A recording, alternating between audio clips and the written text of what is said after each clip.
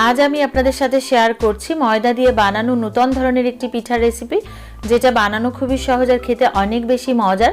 শীতকালে নতুন ধরনের এই ময়দার পিঠাটি বাড়িতে একবার হলেও বানিয়ে দেখতে পারেন, খেতে কিন্তু অনেক বেশি মজার হয়। নমস্কার, আমি জ্যোতি বিশ্বাস আবারও স্বাগত জানাচ্ছি আরও একটি নতুন রেসিপি দেখার জন্য। আশা করছি সবাই অনেক ভালো আছেন। নতুন ধরনের ময়দার এই নরম তুলতুলে পিঠাটি বাড়িতে একবার হলেও ট্রাই করুন, আর কেমন হয়েছে আমাকে কমেন্ট করে জানান। রেসিপিটি ভালো লাগলে সাবস্ক্রাইব করে আমাকে সাপোর্ট করুন। তো কথা না বাড়িয়ে চলুন রেসিপিটি শুরু করা যাক।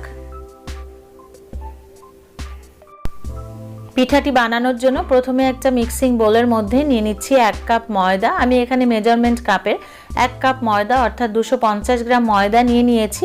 তার মধ্যে দিয়ে দিচ্ছি হাফ টি স্পুন লবণ। এখানে লবণটা দিবেন, এতে করে পিঠাটা খেতে অনেক বেশি ভালো হবে। তারপর এর মধ্যে দিয়ে দিচ্ছি 3 টেবিল চামচ গুঁড়ো দুধ। এখানে আপনারা চাইলে গুঁড়ো দুধের পরিমাণটা বাড়িয়ে কমিয়ে ব্যবহার করতে পারেন। আর এখানে দিয়ে দিচ্ছি আমি গ্রেটেড নারকেল কোড়া। আমি আগে থেকে শুকনো করে রাখা নারকেল কোড়া এখানে ব্যবহার করছি, তবে আপনারা চাইলে কাঁচা নারকেল কোড়াটাও এখানে ব্যবহার করতে পারেন। এই নারকেল কোড়া দেওয়ার কারণে এই পিঠাটা খেতে কিন্তু আরও বেশি টেস্টি হয়। তারপর শুকনো উপকরণগুলো ভালো করে মিশিয়ে নিচ্ছি। তারপর এখানে নর্মাল টেম্পারেচারে রাখা জল দিয়ে আমি একটা ব্যাটার তৈরি করে নিচ্ছি। তবে এই পর্যায়ে আপনারা চাইলে লিকুইড দুধ দিয়েও এই ব্যাটারটা তৈরি করে নিতে পারেন। আর এই ব্যাটারটা খুব বেশি ঘন কিংবা খুব বেশি পাতলাও হবে না, এটা মালপোয়ার মতো একটা ব্যাটার হবে, অর্থাৎ মোটামুটি একটু পাতলা টাইপেরই ব্যাটার হবে। আর জলটা একবারে না দিয়ে যদি বারে বারে দেওয়া যায় তাহলে ব্যাটারের কনসিস্টেন্সিটা একদম পারফেক্ট হয়।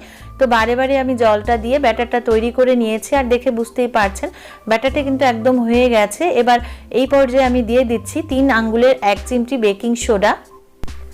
বেকিং সোডা দিয়ে খুব ভালো করে ব্যাটারের সাথে মিশিয়ে নিতে হবে, যেন কোথাও কোনোভাবে বেকিং সোডা দলা পেকে না থাকে। তবে আপনাদের হাতের কাছে যদি বেকিং সোডা না থাকে সেক্ষেত্রে 1 টিস্পুন পরিমাণ বেকিং পাউডারও এখানে ব্যবহার করতে পারেন। তারপর ব্যাটারটা একদম রেডি হয়ে গেছে, আর ব্যাটারের কনসিস্টেন্সি দেখে বুঝতেই পারছেন যে এটা কেমন হবে। খুব বেশি ঘন আবার খুব বেশি যে পাতলা তাও না।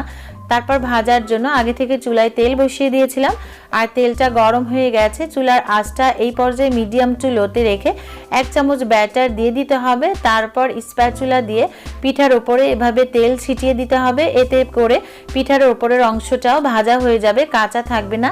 আর তেলের পরিমাণটা কিন্তু এখানে আমি পিঠাটা ডুবো তেলে ভাজছি না, আপনারা দেখে বুঝতেই পারছেন। অর্ধেকটা তেলের মধ্যে আছে পিঠার আর অর্ধেকটা ওপরের দিকে আছে, এতে করে পিঠার শেপটা সুন্দর হবে। ওপরের দিকে একটা বাটির মতো শেপ তৈরি হবে, আর এই পিঠাটা দেখতে কিন্তু অনেক সুন্দর লাগবে।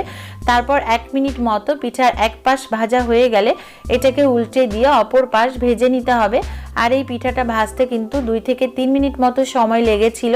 এভাবে একটু চেপে চেপে ভেজে নিতে হবে। তবে আপনারা চাইলে এই পিঠাটা ডুবো তেলেও ভেজে নিতে পারেন। আর পিঠাটা একদম ভাজা হয়ে গেছে, এবার তেল ঝরিয়ে আমি তুলে নিচ্ছি।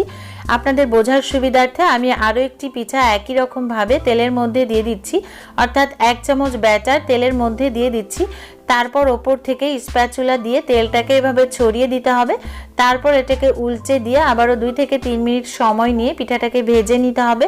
দারুণ স্বাদের এই ময়দার আজকে নতুন ধরনের পিঠাটি যদি আপনাদের ভালো লাগে তাহলে অবশ্যই একটা লাইক দিন, আর সাবস্ক্রাইব করে পাশে থাকা বেল বাটনটি অন করুন, যাতে করে পরবর্তী ভিডিও নোটিফিকেশন আপনার কাছে পৌঁছে যায়। কারণ আপনাদের লাইক, কমেন্ট, শেয়ার, সাবস্ক্রাইব আমাকে অনেক বেশি আনন্দিত করে। আপনাদের সাথে কথা বলতে বলতে আমার পিঠাটা কিন্তু অনেকটা ভাজা হয়ে গেছে, আর এক পাশ লাল করে ভাজা হয়ে গেছে। আর এটাকে উল্টে দিয়ে অপর পাশেও একটু গোল্ডেন ব্রাউন কিংবা লাল করে ভেজে তুলে নিতে হবে। আর ওপরের শেপটা দেখে বুঝতেই পারছেন কত চমৎকার হয়েছে। মাঝের অংশটা কিন্তু একটু বাটির মতো শেপ হয়েছে। তারপর একই রকম ভাবে আমি সবগুলো পিঠা ভেজে তুলে নেব। সবগুলো পিঠা একই রকম ভাবে আমি ভেজে তুলে নিয়েছি। আর এই যে দেখুন পিঠাগুলো দেখতে কতটা চমৎকার হয়েছে। এর বাইরেটা অনেকটাই মুচমুচে আর ভেতরটা অর্থাৎ পিঠার মাঝখানের অংশটা কিন্তু অনেকটাই নরম তুলতুলে, খেতে কিন্তু অনেক বেশি মজার। এই শীতকালে বাড়িতে একবার হলেও ময়দা দিয়ে বানানো এই নতুন ধরনের পিঠা রেসিপিটি একবার ট্রাই করতে পারেন। আর কেমন হয়েছে আমাকে কমেন্ট করে জানাতে পারেন। চাইলে ছবি শেয়ার করতে পারেন আমার ফেসবুক গ্রুপে, গ্রুপ লিঙ্ক ডেসক্রিপশন বক্সে দেওয়া থাকবে। এরকম আরও সহজ ও সুন্দর সুন্দর রেসিপি পাওয়ার জন্য সাবস্ক্রাইব করে পাশে থাকা বেল বাটনটি অন করুন, যাতে করে পরবর্তী ভিডিও নোটিফিকেশন আপনার কাছে পৌঁছে যায়। আগামী পর্বে কথা হবে আরও একটি সহজ ও সুন্দর রেসিপি নিয়ে। সে পর্যন্ত সবাই খুব ভালো থাকবেন, সুস্থ থাকবেন। পুরো ভিডিওটি দেখার জন্য অসংখ্য ধন্যবাদ।